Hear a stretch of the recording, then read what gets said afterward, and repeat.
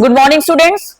Okay, everybody, take out your reader books. Today we are going to start a new chapter. Today we will read a poem that is from a railway carriage. So it is page number 38. Everybody, take out your books and open at page number 38. So it's a poem, a very beautiful poem that is from a railway carriage. Okay. So first of all, about the poet. Who is the poet? Robert Louis Stevenson. So let's first know something about him. So everybody, look at the board. He is Robert Louis Stevenson. Actually, not he is. This is a picture of him. He was born on 13 November in 1850 in Edinburgh, that is in Scotland. Okay. He was a Scottish novelist, essayist, poet as well as travel writer. That means he traveled in various places and wrote the description of his travel in a very beautiful words and which are very interesting as well as attractive to read. Okay. His famous works are, most of you have read, Treasure Island, Strange Case of Dr. Jekyll and Mr. Hyde, Kidnapped, A Child's Garden of Verses. So these are very famous novel as well as collection of poetry. I hope most of you have read. So today we will read another beautiful poem written by him that is from a railway carriage. So first of all, about the poem. Before we start, let us learn something about the poem. In this poem, Stevenson describes beautiful scenes of nature as seen from a train and focuses on the beauty of the world passing by. As the title of the poem, From a Railway Carriage, it shows when a person, or suppose when the poet is traveling by a train. So what are the things he saw by that moving train? And all those scenes are very attractive. Maybe in our day-to-day life, we don't pay much attention to those things. But if you look deeply, you will find beauty of nature and each and everything. It may be a little stone, it may be a big tree, it may be a mountain, it may be a river, whatever. Beauty of nature prevails everywhere. So you need to just give a little focus and look properly. Okay. It's seen and the way of describing make the readers directly feel and hear the speed and excitement involved in a train trip through the countryside. Okay, so when we read the poem, you will get to know the way he describes, the words he uses. You can visualize things. You can feel that suppose whenever we are also traveling in train, we also can see these things. Okay, so the way he described is very vivid. So it is like that he drew a picture, or you can say he drew a pen picture using what? Instead of color and ink, he painted a picture using words. We call it pen picture. The subject of the poem reflects various visions that are briefly seen from a train. It captures the thrill of traveling and the variety of things that are passing by. Imagery and rhythmic language had been used by Stevenson concerning the train trip, results in creating a sense of motion and the importance of the transient in the regular daily life. Whenever we travel in a train, suppose we are looking at a tree or maybe a river or maybe a bridge, how long we can see it? Very short, because the train is moving, and the more we move forward in a train, we can see new things. So whatever we see, no matter how beautiful it is, but it's just a glimpse, we can see it for a very short time. So that is transient, not permanent, short-lived. Okay. So these are the subject of the poem, that what we can see through a moving train, how beautiful it is. So now let's start. We have 4 stanzas in the poem. So read the first stanza. Faster than fairies, faster than witches, bridges and houses, hedges and ditches, and charging along like troop in a battle, all through the meadows, the horses and cattle. That is the first stanza. You will find some new words in this stanza. So get to know the meaning. First of all, fairies and witches. Fairies are mythical creature, imaginary creature, those are not real, as well as witches. They are also not real. Mythical creature, imaginary creature, but the difference is that fairies, mythical beings, are often depicted as magical and enchanting creatures, whereas witches, they are women who are believed to possess, believed to have supernatural powers and practice sorcery. So, witches, we consider them as something evil, something negative, and fairy, we consider them something very pure, holy, blissful. Then bridges, we all know, they are structures built to connect two areas. Most of them, we see them over rivers. Hedges, they are rows of closely planted shrubs or bushes. Then ditches, they are long and narrow channels dug into the ground, typically used for drainage or irrigation purpose. Then charging, simply marching ahead, moving ahead. Battle, we all know, is a fight or a conflict between two opposite forces, two opposite armies.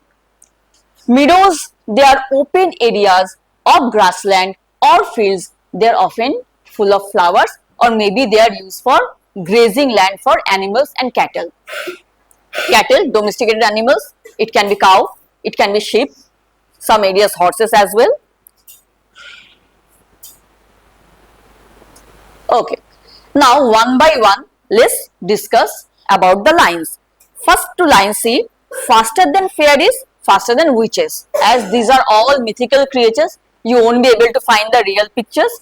So, this is fairies, this is witches. One similarity you will find, both can fly. I mean, as they are depicted in various novels and stories, that both fairies as well as witches, they are having wings, or maybe they can fly. They are having high speed. I mean, they can travel with a good speed. So, why they are written in the poem? We are talking about railway. So, why these are written about them? These are written. So, the poet wants to say here that the train is moving at a high speed, and he compared the speed of the train with the speed of fairies and witches who could or who can travel or who can fly at a great speed. So, here the poet uses a term, poetic device called simile, by comparing the speed of witches and fairies with the speed of the moving train. And then he gave the description what he saw through the window of the train, through the moving train. Bridges, houses, hedges and ditches. Bridges, houses, hedges and ditches. These things the poet could see from the moving train. Okay, let's move forward. And charging along like troops in a battle, all through the meadow, the horses and cattle. So, as you can see, charging along like a troop in a battle, the way soldiers move about in a battlefield with unstoppable force, with full might, the way the poet is saying the train is moving at a high speed with full might at unstoppable energy. With unstoppable energy, the train is moving fast, just like the soldiers marched into a battlefield with unstoppable force or energy. And the last line of the stanza, and through the meadows, the horse and cattle. That means the train is moving through a meadow, and there he could see some cattle, including horses, they are grazing around. So, that is the first stanza. Now, come to the second stanza. All the sides of the hill and the plain fly as thick as driving rain, and ever again in the wink of an eye paint a station whistle by. So, let's read out. Driving. In this poem, driving refers to moving forcefully or with great speed. Painted, so it is not like painted which we color on a paper using color or paintbrush. So here its painted refers to covered or decorated, or simply you can say here painted refers to something which is beautiful, as beautiful like a beautiful painting. Stations we know, where halting place, where trains stop. Whistle is a high pitched sound, but earlier time, today also, when the trains they blow horn, some people call it whistle. When the train is coming into the platform or about to depart, then the sound, here the sound is called whistle. The horn of the train is referred as whistle. So as the train is moving, the poet could see beautiful sights of hills as well as plain land. Fly as thick as driving rain. As we all know, when it rains, the raindrops they fall continuously. It is not like one drop of rain fall down and then there is a gap and then another drop falls. No, it is not like that. The rains, the drop of rains, they fall in a continuous manner. Similarly, the poet is trying to say when he is traveling in a moving train. So not only he, if we are also traveling in a moving train, if we look through the window, we can see various images, various sights and scenes, they are passing by without any gap. They are short-lived. We can see just a glimpse, but it is continuous. Okay. So one by one, the scenes are changing, and we can see various scenes coming one after another. So the poet is comparing the rain, or we can say the falling of raindrops continuously to the scenes and sight visible through the window of train. Both are going continuously. They are streaming continuously. There is no stop. There is no pause. There is no gap. And ever again, in the wink of an eye, painted stations whistle by. As the train is moving very fast, so it is written the wink of an eye. Wink of an eye means closing one eye. It takes a very short time to close our eye and open it again. So the poet is trying to say the train is moving so fast that while winking an eye, the train covers a long distance, and various stations they just pass by very quickly within a very short time, within the time that he could wink an eye. Okay. So the matter is that he wanted to say the train is moving so fast that within a very short time the train covers a long distance, and stations one after another they are passing by within a very short time. Now come to third stanza, that is, here is a child who clambers and scrambles all by himself and gathering brambles. Here is a tramp who stands and gazes, and there is the green for stringing the daisies. Okay, let's read out the word meanings. Okay, clambers, climbs or scrambles with difficulty or in an awkward manner. Scramble, same, climbs or moves hastily with difficulty. So here in the poem it is written clambers and scramble. So it's like a phrase. Together they mean moving with difficulty or climbing with difficulty. Then bramble is a berry. A thorny bush or shrubs often with blackberry-like fruits, but they are actually berries, wild berries you can say. Tramp, who is called tramp? A person who travels on foot, typically with no permanent home or job. So a tramp is a person who has no particular destination to go, who roams around here and there. Gazes, looking continuously, looking constantly. Stringing, arranging or threading things together in a line or sequence. Here stringing refers to daisy flowers are used to make a garland. Daisy flowers are in a thread to make a garland. Daisies, small white flowers. They are beautiful to look at.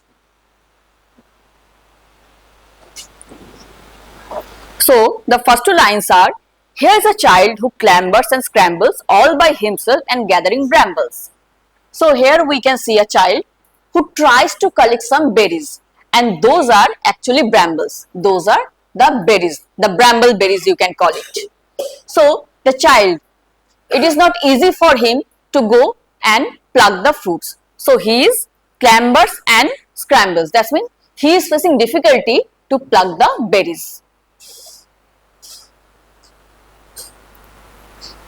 Here is a tramp who stands and gazes, and there is a green for stringing the daisies. From the train, he could see a tramp who has no particular destination to go, and he was just standing there.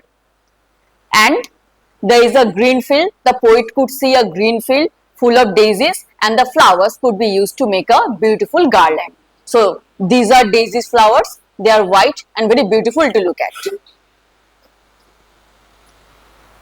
Now the fourth and the last stanza. Here is a cart run away in the road, bumping along with the man and load. And here is a mill, and there is a river, each a glimpse and gone forever.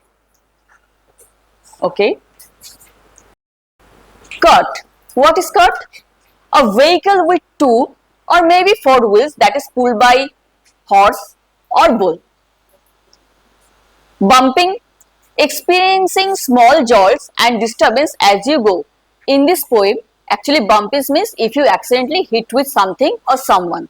But here in the poem, bumping refers to not going in a smooth way. Okay, struggling, it's not being stable.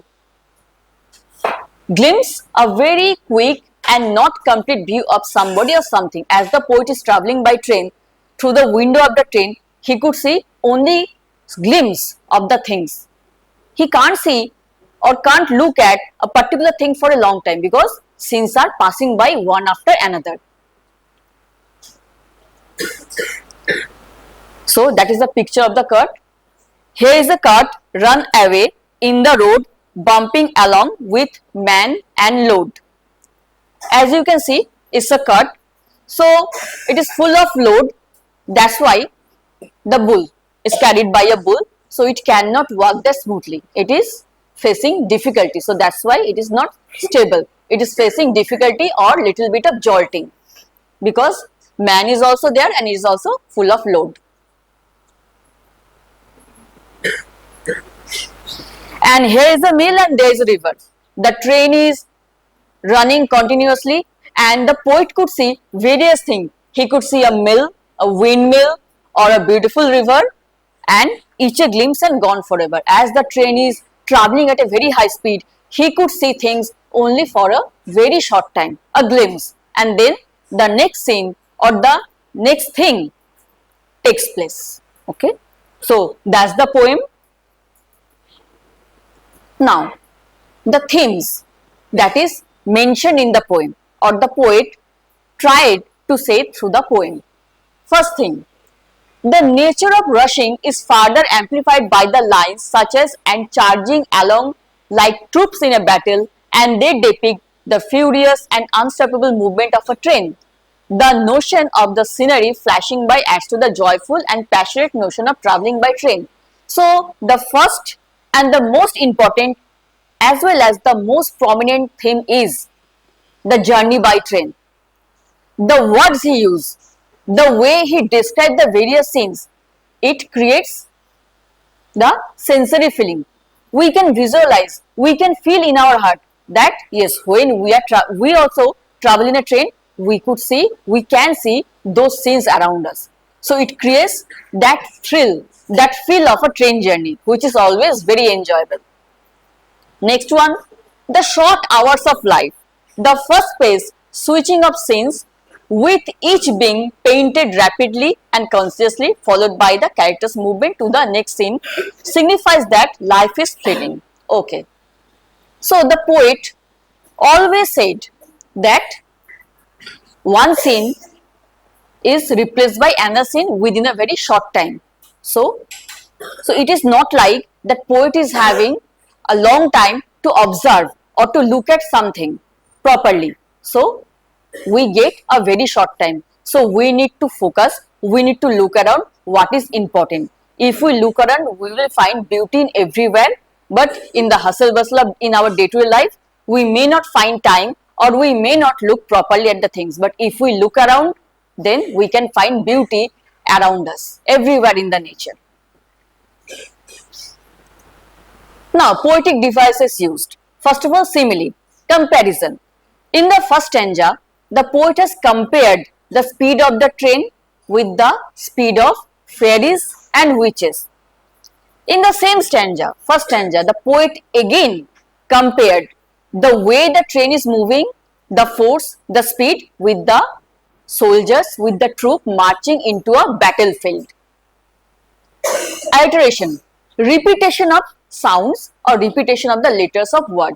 So we can see the repetition faster than fairies, faster than witches. We have 3 words starting with F. So that is repetition, that is iteration, and there are also hedges, houses. We are getting H sound, that is also iteration. Then personification, applying human qualities on non-human things. So here the poet is comparing the train with the soldiers, or then the word, the green fields, happy animals, all these things are example of personification.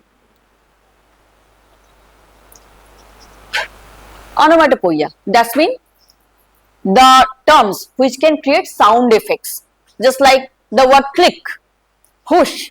These are examples of onomatopoeia. They create the effect of the notion of sound. So there is a one word whistle that creates that the train is either entering the platform or departing from the platform. The horn of the train, whistle. And the last one, but the most important, is imagery. Imagery refers to he described some scene or sights in such a way that we can visualize, we can feel in our heart that what the poet saw or what he wanted us to see. Okay? That is imagery, and the poem is full of that. Each and every sight mentioned, he depicted such a way that we can visualize this. Okay, it creates sensory notions. Okay, so hope you understood the poem. Okay, so let us check how far you have understood.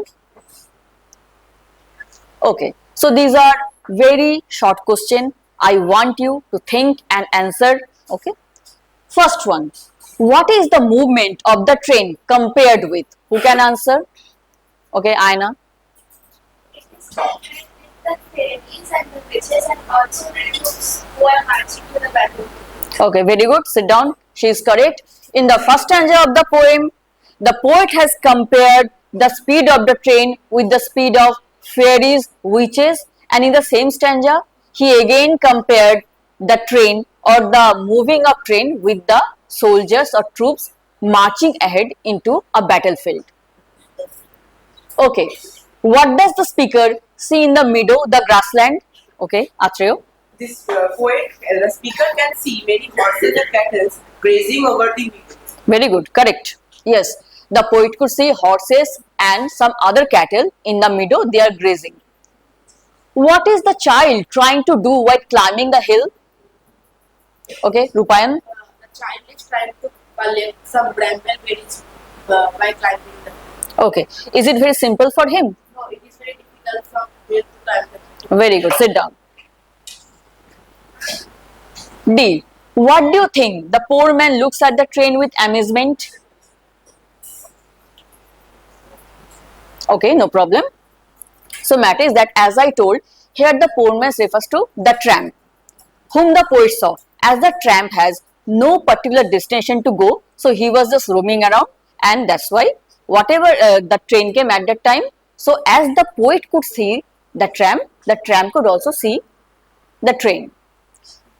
What is the theme of the poem? I discussed just now. We discussed 2 or 3 themes. Anyone.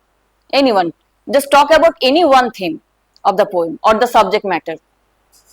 Okay, Aina. The theme of the poem is nature. The poet describes the nature so beautifully, and he also describes the scenes that we can see from the train. So when the train was moving, we can see a lot of beautiful sights like the hills, the houses and the seasons. Correct, sit down. Yes, that is one of the most prominent themes that the poets wanted to say about train journey. That he was traveling in a moving train and what he could see through the window of a moving train, the sight, the scenes. That is the one of the main themes of the poem. Okay, now let's go to some grammar exercises. Identify the main clause, subordinate clause and the type of subordinate clause in the following sentences. Okay. The train moves so fast that everything appears like a blur. So clearly we can see it has two clauses. The train moves so fast. Second one is that everything appears like a blur. Okay. So now matter is that you have to identify which one is main clause, which one is subclause. Raise your hand please, Rupan. The train moves so fast, the main clause varies, whereas that everything appears like a blur, it's a subordinate. Yes. Then the child who scrambles up the embankment waves at the train. Okay. Here the child waves at the train is the main clause and who scrambles up the embankment is the subordinate clause. Okay. Sit down. And there is a little part waves at the train, that is also part of main clause. So we can say here main clause is divided into two parts and in between there is the clause who scrambles up the embankment, that is our subordinate clause. Okay. As the train rushes forward, the landscape changes rapidly. Okay, yes, try. The landscape changes rapidly is the main clause, whereas as the train rushes forward is the subordinate clause. Correct. Sit down. Fourth one. The passengers enjoy the view while the train speeds along the track. Srijak. The passengers enjoy the view is the main clause, while the train speeds along the track is subordinate clause. Okay, very good. Sit down. Number 5. The scene is so fleeting that it is gone in a moment. Okay, yes, please try. The scene is so fleeting, it's the main clause, and it is gone in a moment. Okay, sit down. Okay, so that exercise is done. But there is one thing written in the question and type of the subordinate clause. So look at the first one. The train moves so fast that you all told that it is main clause. There is no category. That everything appears like a blur. Noun clause. Okay. So come to the exercise B. Change the voice of the given sentences. Okay. So there are some sentences in active voice. There are some sentences in passive voice. The train carried the passengers through valleys and plains. That is already in active voice. You have to change into passive voice. Debraj. The train carried the passengers through the valleys and plains. The bicycle building, the passengers was carried by the train through valleys and the plains. Okay, sit down. The passengers are carried through valleys and plains by the train. Okay. Number 2. The child saw the train rushing past him.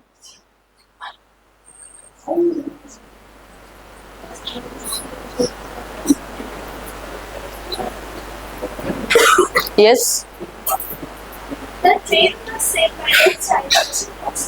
Okay, correct. Exactly. So here the child is the subject and the train is the object. Number 3. The distant hills were being passed by the speeding train. That you have to change into active voice. It is already in passive voice. Yes, Rupan? The speeding train was passing the distant. Correct. Number 4. The train has overtaken the horse galloping in the field, that you have to change into passive voice. Okay, Aina? The horses galloping in the field were overtaken by the train. Okay, correct one. Now, the last one for a day. The village was left behind as the train sped forward. It is already in passive voice. You have to change its active voice. Okay, do one thing. Take the first clause. The village was left behind. Okay, by the train. Take this one like this. The village was left behind by the train. Now make it active.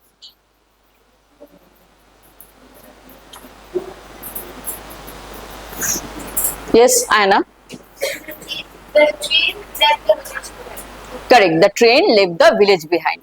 Sit down. So the sentence was already given in passive voice. You have to change into active voice. Okay. So we have discussed about some questions regarding the poem. We have also discussed some grammar exercises regarding the poem. Alright. And also next day we will discuss more question regarding the poem. Okay.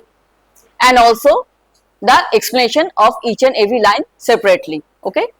So students, see you in the next class. You have